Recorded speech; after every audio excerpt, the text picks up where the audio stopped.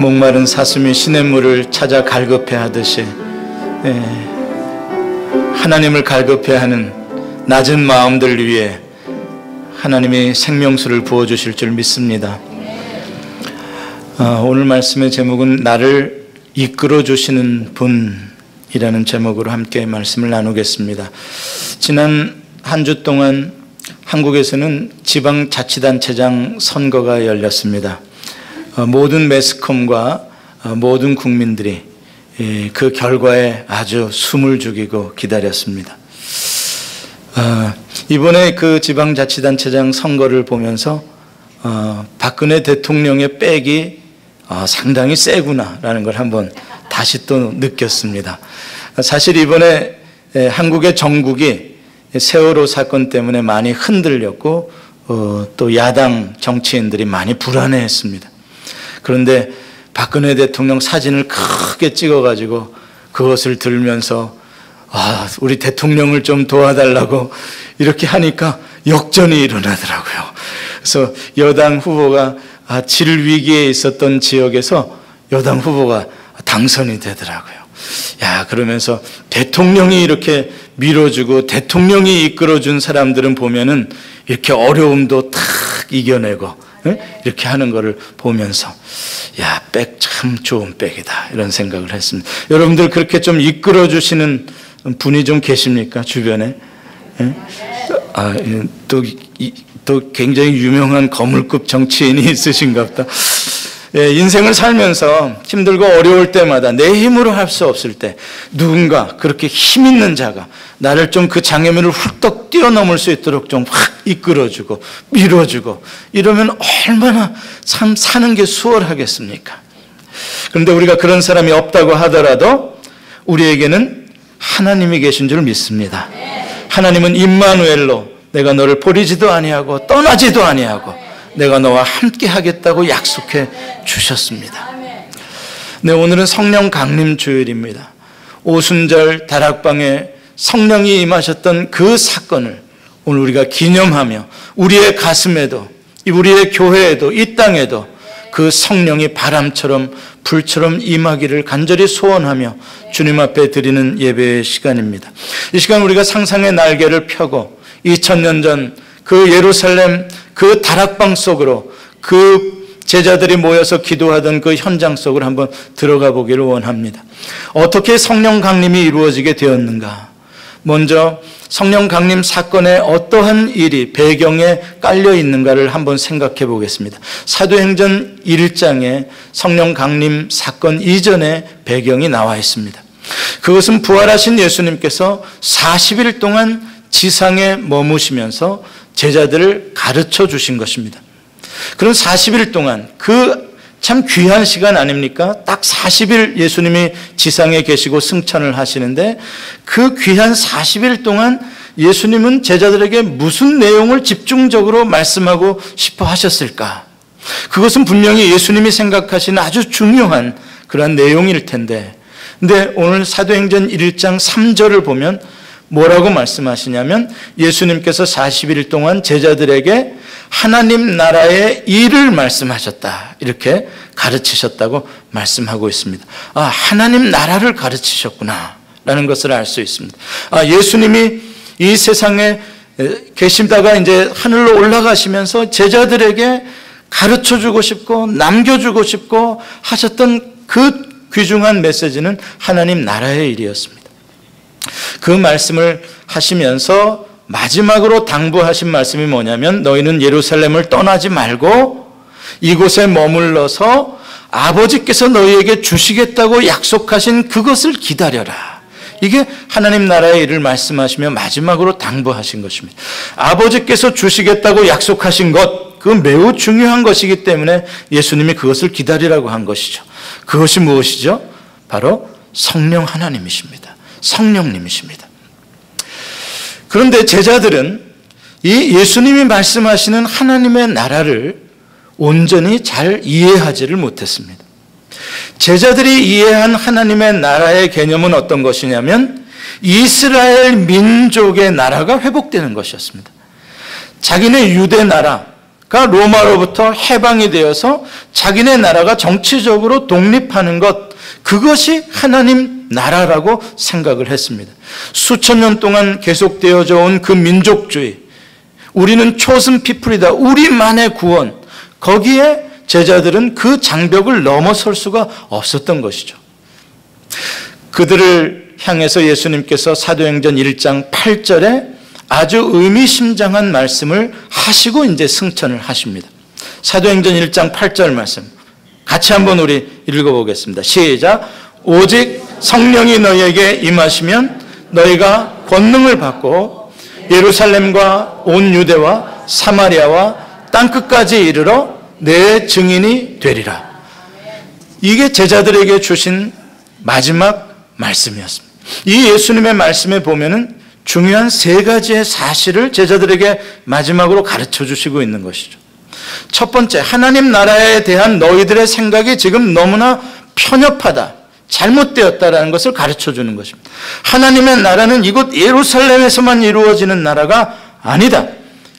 예수님께서 꿈꾸시고 세우시고 완성하시고자 하시는 하나님의 나라는 민족을 초월하고 생각의 장벽을 뛰어넘고 모든 지리적인 경계선을 초월한 우주적인 하나됨의 나라, 그게 하나님의 나라다라는 것을 가르쳐 주시고 있는 것입니다. 그러니까 하나님의 나라의 매우 중요한 개념입니다. 뛰어넘어야 한다. 경계선, 네 생각, 너의 사고, 너의 삶의 문화, 그 모든 것을 넘어서는 것이다. 그리고 그 모든 세계를 하나로 만드는 것, 그것이 주님이 원하시는 하나님의 나라다는 것이죠. 그 다음에 두 번째, 하나님께서 이 나라를 세워가시는데 바로 제자들, 너희들을 증인으로 사용하기를 원한다는 것입니다. 동역자로 우리를 세우기를 원하신다는 것입니다. 그것이 두 번째로 가르쳐 주시는 말씀입니다. 사명을 주신 것이죠. 그 다음에 세 번째 이 말씀 속에 들어있는 의미는 뭐냐면, 그런데 이 사명은 너희들의 힘만으로 할 수 있는 것이 아니라 하나님 아버지께서 약속하신 성령이 너희에게 임하면 너희가 권능을 받음으로 그 힘으로 감당할 수 있는 것이다. 그게 바로 이 사도행전 1장 8절 속에 주시는 말씀입니다. 이 사도행전 1장 8절의 말씀은 앞으로 사도행전 이 모든 28장까지의 기록이 어떤 방향으로 이 초대교회가 전개되어져 갈지 그 방향을 미리 보여주는 청사진과 같은 말씀입니다. 사도행전을 잘 읽어보면 이 예루살렘에서 성령이 강림해서 일어난 사건 다음에 이제 이 복음이 유대와 사마리아와 땅끝으로 이렇게 가는 것을, 그 방향을 우리가 보게 되죠. 뿐만 아니라 이 사도행전 1장 8절의 말씀은 우리 그리스도인들의 삶의 좌표를 설명해 주고 있는 것입니다. 여러분 지금 어디에 살고 있는지, 내가 어느 방향을 향하여 가야 하는지, 바로 우리 사명을 가진 제자들이 살아가야 할 삶의 좌표를 보여주는 게 이 사도행전 1장 8절의 말씀입니다.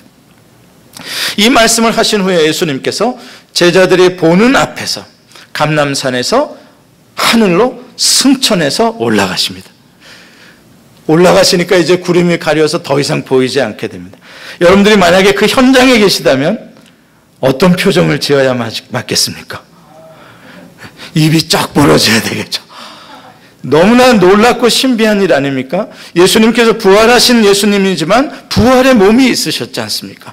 그리고 같이 예수님과 음식을 먹고 그 말씀을 지금까지 듣고 바로 곁에 계시던 그 예수님이 하늘을 향해서 싹 올라가시는 그 신비로운 광경을 보면서 얼마나 참 놀라고 그 신비 앞에 감격했겠습니까? 그러면서 동시에 이 제자들은 굉장한 충격을 느꼈을 것입니다. 왜 충격을 느낄까? 이것입니다.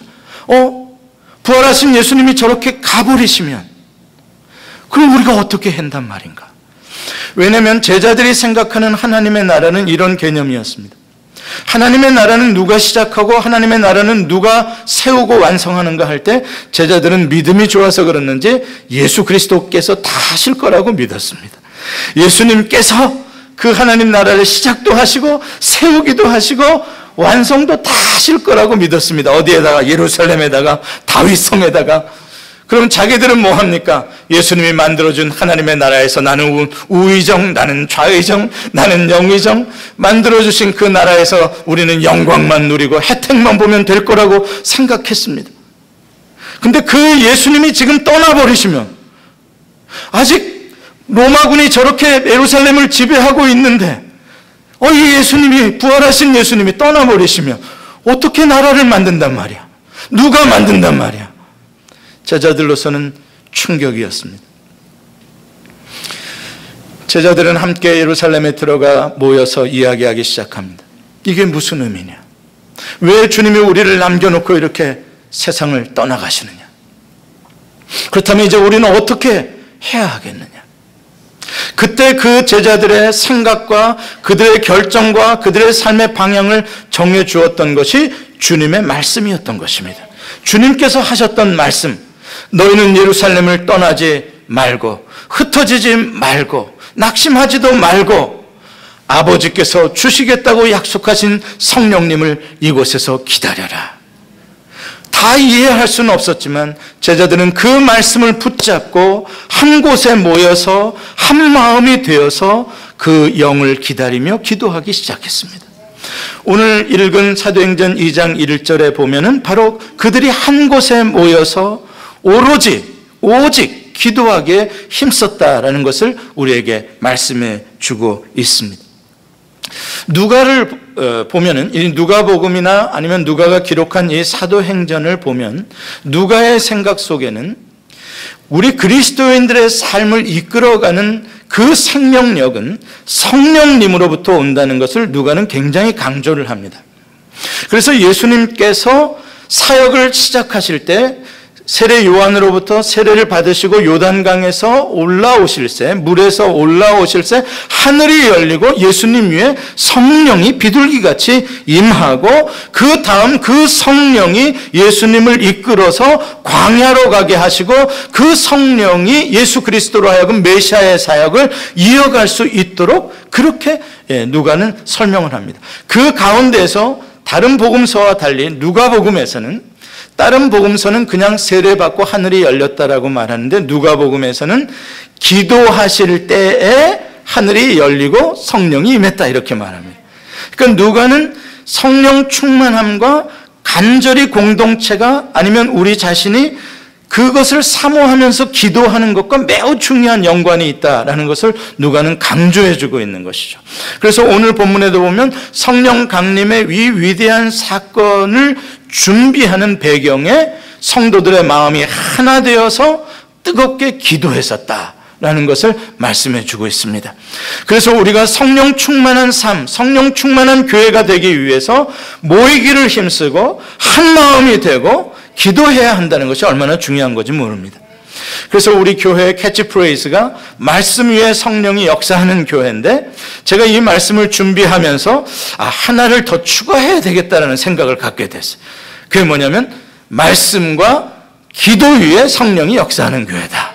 이렇게 한 가지를 더 추가하고 싶다라는 생각이 들었습니다. 그래서 앞으로 우리가 말씀을 사모하고 말씀을 풍성히 먹는 일뿐만 아니라 그 말씀을 믿음으로 품고 붙잡고 함께 모여서 기도하는 그 일도 우리가 열심을 내야 되겠다라는 생각을 하게 되었습니다.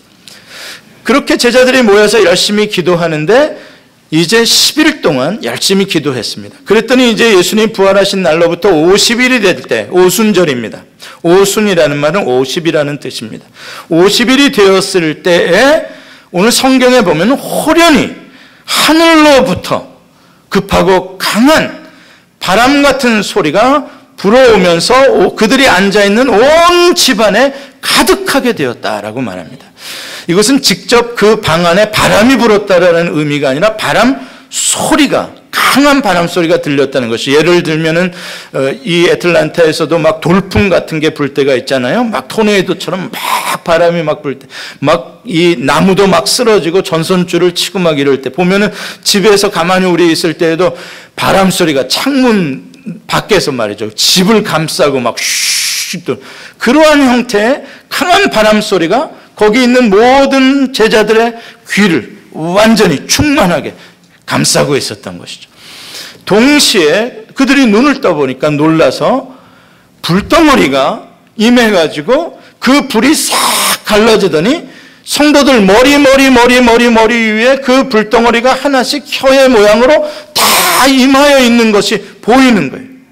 그 귀로만 엄청난 사건이 들리는 게 아니라 눈으로도 그 놀라운 일을, 광경을 보게 되는 것입니다.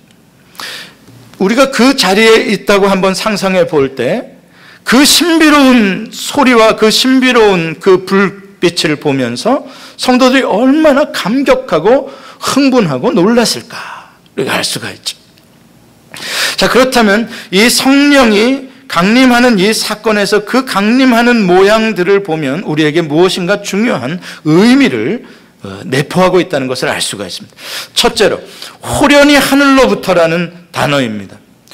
하늘로부터 성령이 임하셨다라는 것은 성령님이 곧 하나님이라는 뜻이고, 하늘로부터라는 것은 하늘에 계시는 성부 하나님, 성자 예수 그리스도께서 보내신 영이라는 것을 우리에게 말씀해주고 있는 것입니다. 그러니까 이것은 우연히 일어난 일이 아니라 이미 아버지께서 약속하시고 또 성자 예수 그리스도께서 제자들에게 보혜사를 보내줄 것을 여러 차례 약속했는데 그 약속하신 영이 하늘로부터 내려오고 있음을 말씀해주고 있는 것이죠. 또한 호련이라는 말은 무슨 뜻입니까?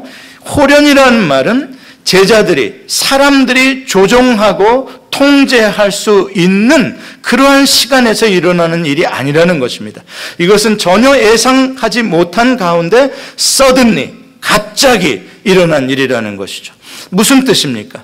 성령 하나님은 내가 원하고 내가 이렇게 한다고 그래서 성령 하나님은 나에 의해서 움직여지는 분이 아니라는 것이고, 성령 하나님은 하나님의 주권적으로 스스로 역사하시는 분이라는 것을 우리에게 말씀해주고 있는 것입니다.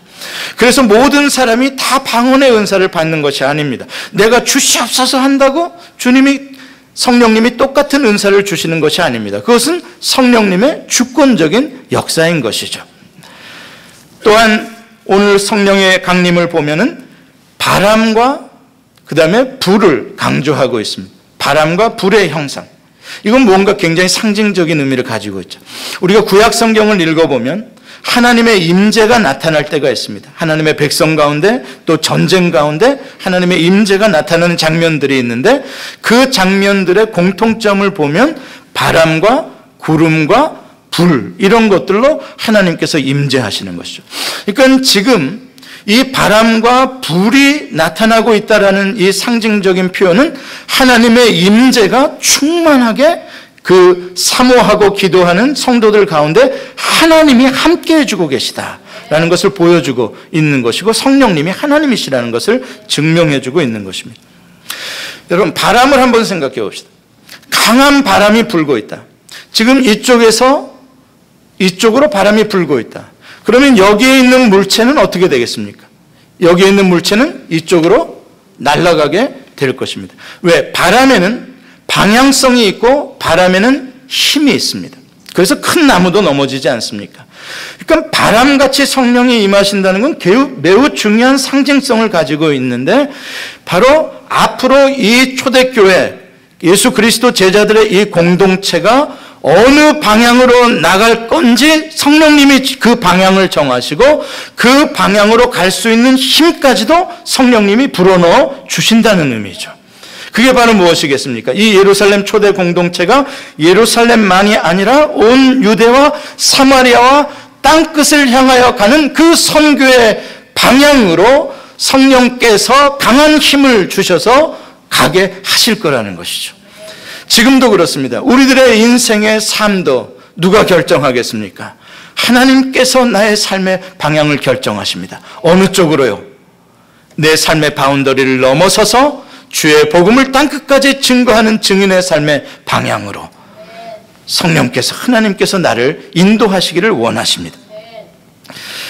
또한 바람은, 성경에 기록된 바람은 새로운 생명을 창조하는 능력이고 새로운 시대를 여는 힘입니다. 창세기 1장 2절을 사람들은 다 기억하실 것입니다. 창세기 1장 1절은 태초에 하나님이 천지를 창조하시니라 라는 말씀이고, 2장은 하나님의 신이 수면 위에 운행하시니라 라는 말씀입니다. 하나님의 신, 거기에 나오는 하나님의 신이라는 단어는 루아흐입니다. 그 루아흐는 오늘 이 오순절 다락방에 임한 이 바람과 같은 단어입니다. 다시 말해서 태초에 하나님이 새로운 세계를 창조하실 때에도 하나님의 바람이 흑암과 혼돈의 물을 다스리시고 정복하시고 계셨다는 사실이죠. 그 가운데 새로운 세계, 질서와 조화와 아름다움의 세계를 하나님이 창조하신 것입니다. 또한 이 하나님이 새로운 시대를 창조하는 이 바람은 노아의 홍수 때에도 나타납니다. 이 홍수로 다시 한번 물로, 그 혼돈과 흑암의 세력의 물로 온 지구는 심판을 받았습니다. 눈에 보이는 것이 하나도 없습니다.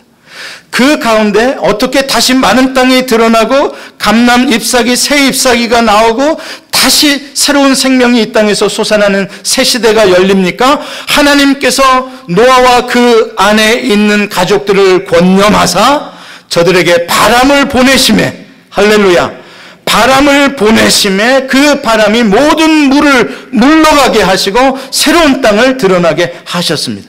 바람입니다. 하나님이 바람을 불켜서 새 시대를, 새 세계를 여시는구나. 또 이 바람의 역사를 성경이 보여주고 있는 것은 바로 출애굽의 사건입니다. 홍해가 그들의 앞길을 가로막아서 새 시대를 열지 못하게 할 때, 새로운 꿈을 가지고 애굽에서 나오기는 했는데 정작 하나님의 나라의 백성으로 멋지게 살아보려고 하는데 그것을 가로막고 있는 이 홍해의 세력, 이 장벽, 이 장애물, 그것이 어떻게 없어집니까? 여호와 하나님께서 동풍을 일으키심에. 동풍이 뭐예요? 동쪽에서 오는 바람, 동쪽이라는 것은, 오리엔트라는 것은 바로 하나님이 계신 곳을 말하는 것입니다. 하나님으로부터 나오는 이 바람, 이 바람이 그 새 시대를, 새로운 세계를 가로막고 있는 그 모든 세력을 물리치시고 이 하나님의 백성들로 하여금 새 시대 속으로, 새 세계 속으로 나아갈 수 있도록 밀어주시는 것입니다. 열어주시는 것입니다. 사랑하는 성도 여러분, 지금도 우리가 인생을 살면서 내 힘만으로, 내 지혜만으로, 내 자본만으로, 내 경험만으로 안 열리는 일들이 너무나 많이 있습니다. 예수 그리스도의 은혜로 구원은 받은 것 같은데 아직도 하나님의 나라에서의, 천국에서의 삶을 누리지 못하고 여전히 이 세상에 힘들고 어려운 일에 좌절하고 두려움 가운데 있는 일들이 많이 있습니다. 이것은 내 힘으로 되지 않습니다. 그래서 우리에게 성령님을 바람처럼 보내주시는 것입니다. 성령이 우리에게 역사할 때 우리는 이 모든 닫힌 것들, 장애문들을 열고 넘어서고 하나님이 우리에게 주시고자 하는 새로운 하나님의 나라의 세계 속에 들어갈 수가 있는 것입니다. 사랑하는 성도 여러분, 그래서 성령님을 사모해야 합니다. 성령님이 그 길을 여시는 분이시기 때문인 것입니다. 또한 이 성령의 바람은 숨결과 같은 단어입니다. 이 숨결, breath. 하나님께서 흙으로 사람을 지으시고 그 코에 생기를 불어넣으시니 그 흙덩어리가 하나님의 형상을 가진 생명이 되어서 움직이기 시작합니다. 살아나기를 시작합니다. 바로 그 코에 불어넣었던 생기, 바로 그것이 루아흐, 바람입니다. 이 바람은 에스겔 37장에 그 마른 뼈의 골짜기에서 불어오던 생기와 똑같은 바람입니다. 마른 뼈, 더 이상 소망이 없는 죽음 덩어리. 그런데 이 뼈들이 살겠느냐라고 할 때 에스겔이 하나님의 말씀을 그 뼈들을 향하여 대언할 때 생기야 사방에서 불어와서 이 뼈들 위에 임할지어다. 대언할 때 생기가 사방으로부터 불어오더니 그 뼛속으로 들어가니까 그 마른 뼈들이 여호와의 강한 군대가 되더라 이 말입니다. 이게 무엇입니까? 지금도 우리가 하나님의 백성이라고 하지만, 그리스도인이라고 하지만, 그러나 여전히 힘없이 맥없이 살아가는 우리들에게 그리스도의 강한 군대로서 다시 일어설 수 있게 해주는 그 힘, 그 생명력, 나의 하나님의 형상을 회복하게 하는 그 능력, 그것은 성령님이 주신다는 것입니다. 여러분, 우리는 세상 사람들과 다릅니다. 가장 다른 점은 우리가 예수 그리스도로 그 대속의 은혜로 구원을 얻었다는 것이요, 우리에게는 성령님이 계시다는 것입니다.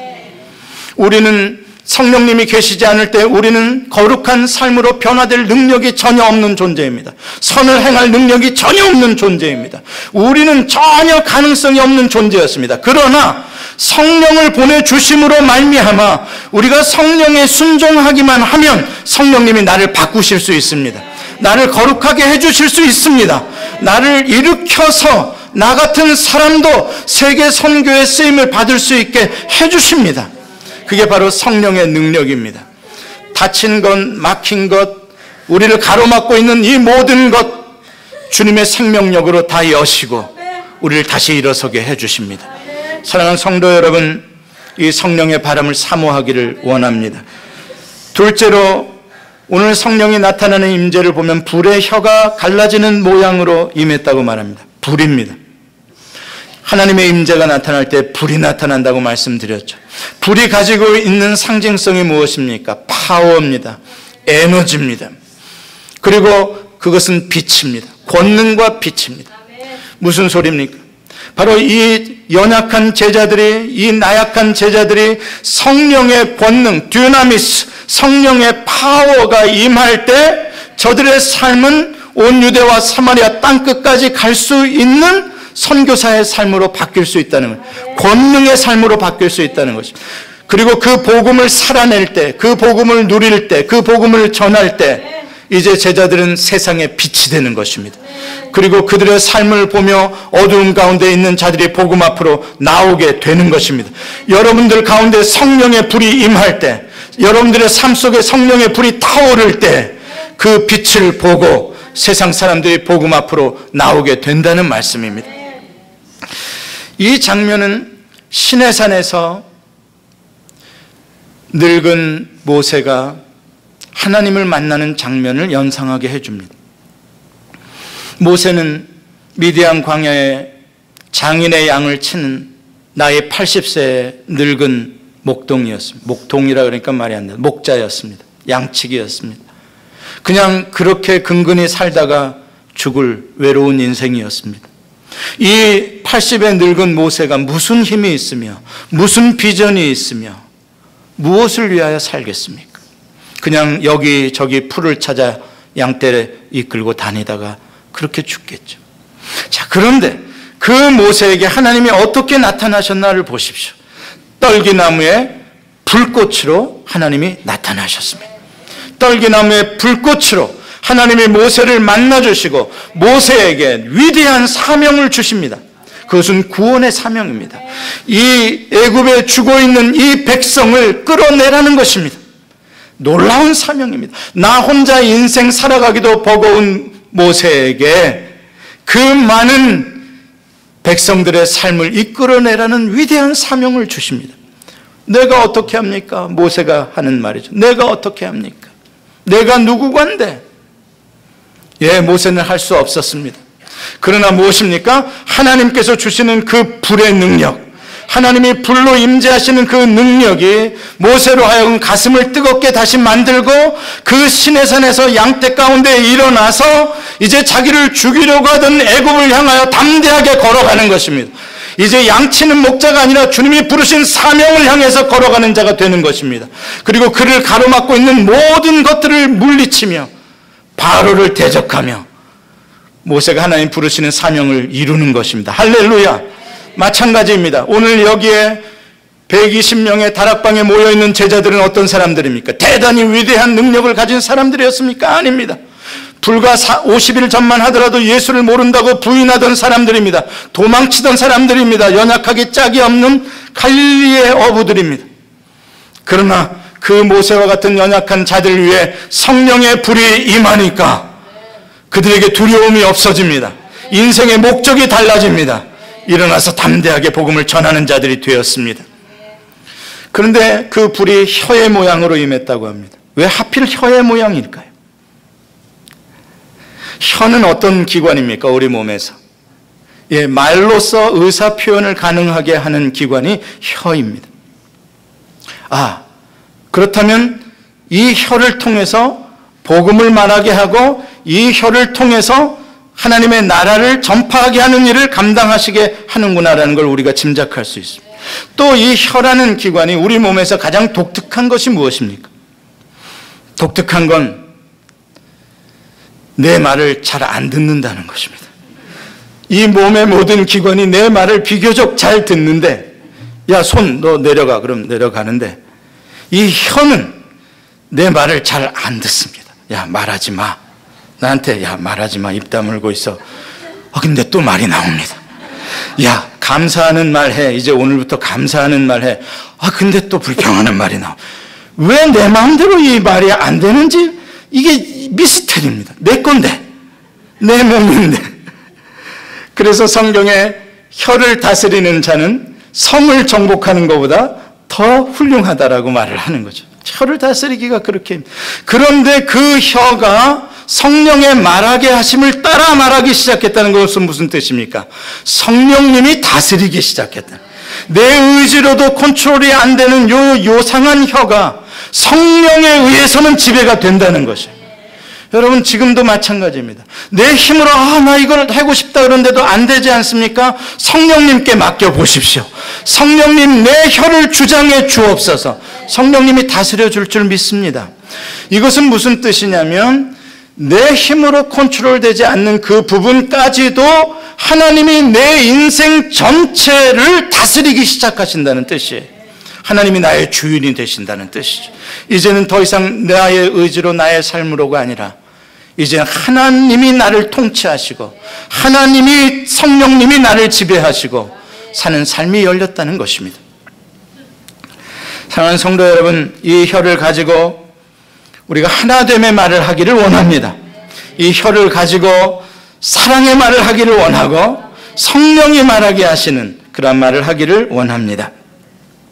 이 성령 충만으로 말미암아 이 120명의 제자들에게 어떠한 결과가 임했습니까? 체인지, 변화입니다. 이 성령 충만 받기 전의 제자들과 성령 충만 이 놀라운 사건을 체험하고 난 다음에 제자들의 삶은 완전히 변했습니다. 달라졌습니다.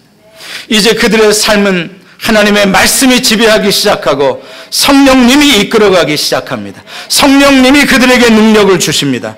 성령님이 진리의 길로 그들을 인도하기 시작합니다. 이제 성령님이 가르쳐 주시기 시작하고 성령님이 예수 그리스도께서 하셨던 말씀을 생각나게 해주시기 시작합니다.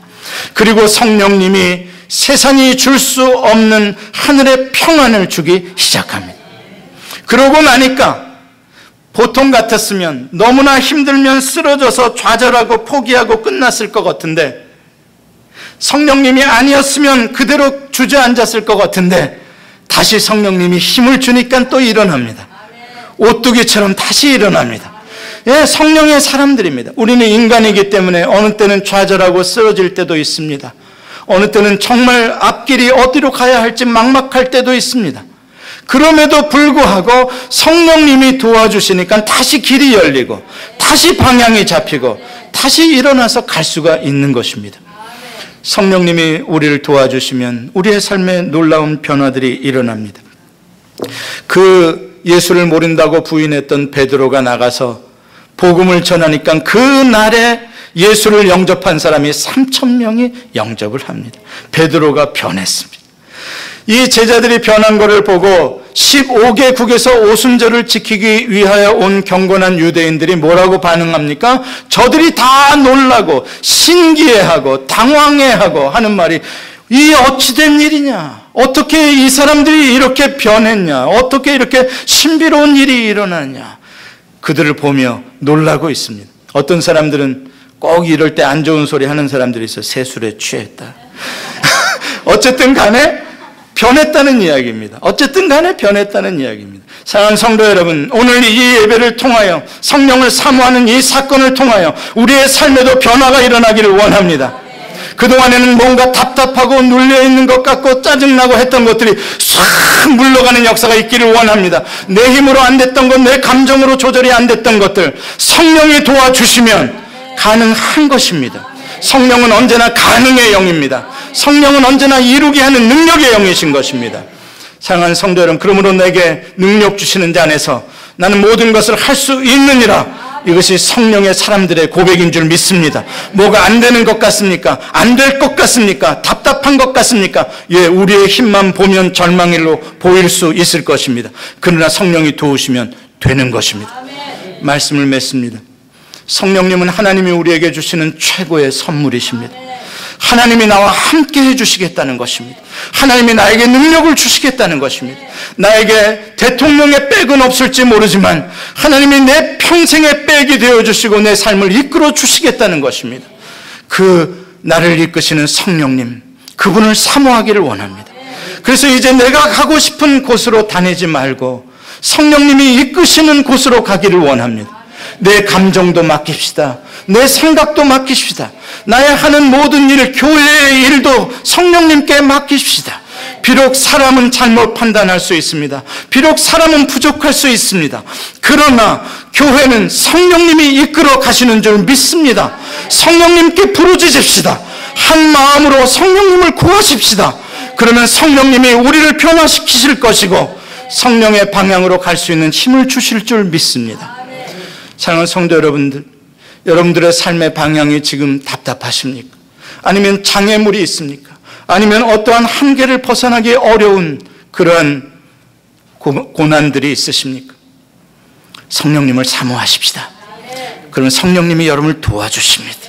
여러분들의 육체를 치유하시고 마음을 치유하시고 영혼을 새롭게 하실 것입니다. 사랑하는 성도 여러분, 그래서 여러분들의 삶에 늘 성령님이 주인 되게 하시고 늘 성령님이 이끌어 가시도록, 특별히 우리 예수 소망교회 모든 성도들이 말씀을 중심으로, 말씀을 믿음으로, 기도로 하나가 되기를 원합니다. 다 같이 기도하시겠습니다. 성령님 사모합니다.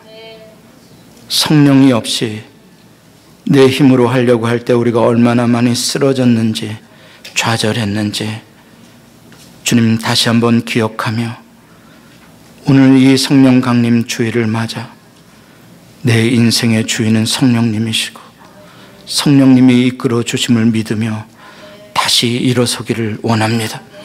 주여 기도하오니 오늘 인생의 방향이 새로워지게 하시고 다시 두 무릎에 힘이 솟게 하시고 다시 사명의 길을 걸어갈 수 있는 예수 소망교회와 성도들이 되게 하여 주옵소서. 예수님의 이름으로 기도합니다. 아멘.